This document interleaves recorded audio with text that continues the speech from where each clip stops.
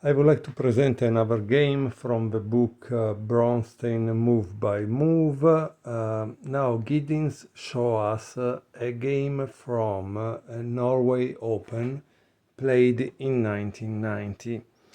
The white player is obviously a weak player. He also plays a very unusual opening, maybe trying to get Bronstein out of his comfort zone. But you must understand, guys, Bronstein was born in 1924. He has played chess all his life.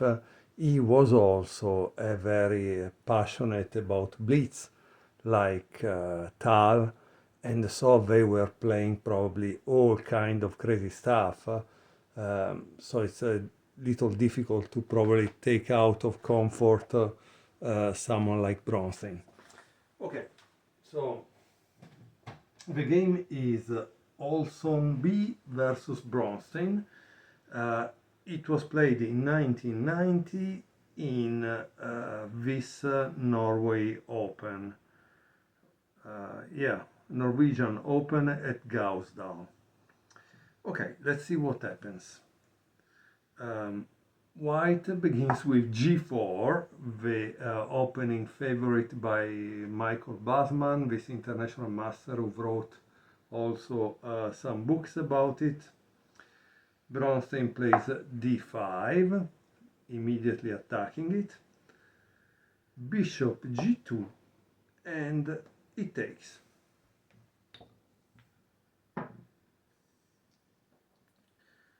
c4.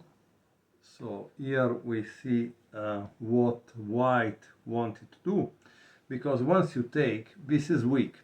c4 not only attack this, but allows something like this. And of course, if you take, it takes back there, right? So Bronstein solidifies the center with c6. C takes d5, c takes d5. Oops. And now, like I told you guys, queen b3, because every time you open the diagonal with c4, if you have moved this bishop, this immediately becomes a target. But look what Bronstein does, knight f6, amazing move. Why amazing? Because he doesn't care about the pawn, he cares about development. Development will justify his choice. Queen takes b7, knight b d7, d4, and rook b8. So rook b8 is leaving empty this one. As you can see, this is also the difference between a grandmaster that has passed all the levels. A grandmaster must know Morphy as a player, which means you give up material to gain tempi.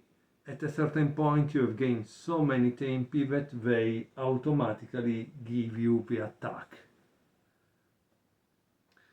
Queen takes a7, queen c8, attacking this.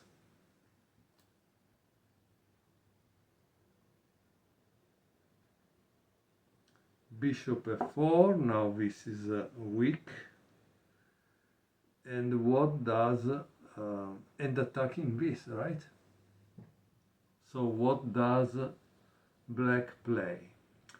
Again, think about it for a second, because I think it's important, because it teaches you a lot about the grandmaster mindset, that is never to defend, but it's always to attack, attack, attack.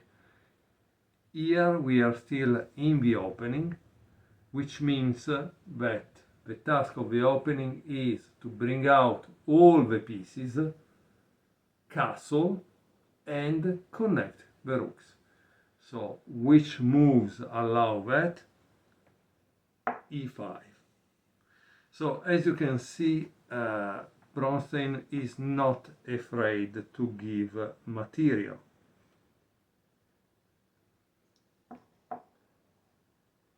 And now guys, if you were Bronstein, what would you play? If you were Bronstein, what would you play? Bronstein played bishop c5. Now bishop c5 attack this, but also attack immediately this. As you can see, Bronstein could have taken, but he doesn't care. He wants to develop all the pieces and attack. Queen a4, pinning this, and rook b4, attacking the queen and the bishop at the same time. Queen c2, and now I already see something which is possible. You understand this, bishop takes f2, check, and then you take the queen, right? But let's see what Bronstein played. He played rook takes f4 first. Interesting. So it would be interesting to know if it was possible to take, yeah, I think it was possible to take on f2 right away. But if he takes on f2 right away, he plays king d1. Okay. So let's see what's going on, okay? So rook takes f4, e takes f6, bishop takes f2, check, king d1, defending the queen, and rook c4. Wow. F takes g7. I mean, this game is beautiful, right? So that's just worth to buy the book, Bronstein Move by Move, because I love to watch this kind of games. Rook g8, knight c3, defending, and what does he do now? Rook d4, check. King c1, and now guys, you see the typical situation of someone that was greedy, right? Because you see 2, 4, 5 against 3, so white has 2 pawn advantage, but this is out of the game because it's blocked in here. We are at move 17, this has never seen the light, anything. So you understand, you often think, oh, I need the engine to evaluate the position. No, you already know that this is probably -5, just because he has 2 rooks out of the game, 17 moves inside the game, and then obviously I don't think this will ever get out anywhere. He will get or checkmated or something before the end. Okay, so bishop e3, king b1, and rook d2.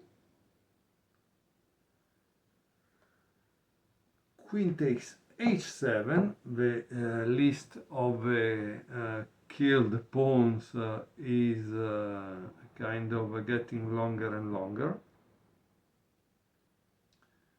Obviously now you need to defend that rook, and he does it with knight f6, queen h4, and attacking the knight f6, d4, and now it's dangerous because if you move the knight, you lose the game.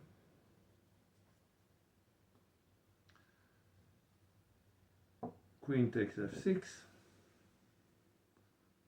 and what would you play if you were black. Let's see if you find the move that Bronstein played.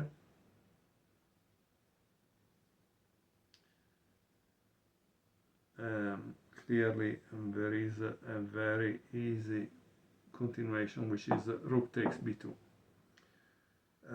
Here I continue with king takes b2, and of course queen takes c3, and the game is practically over, right?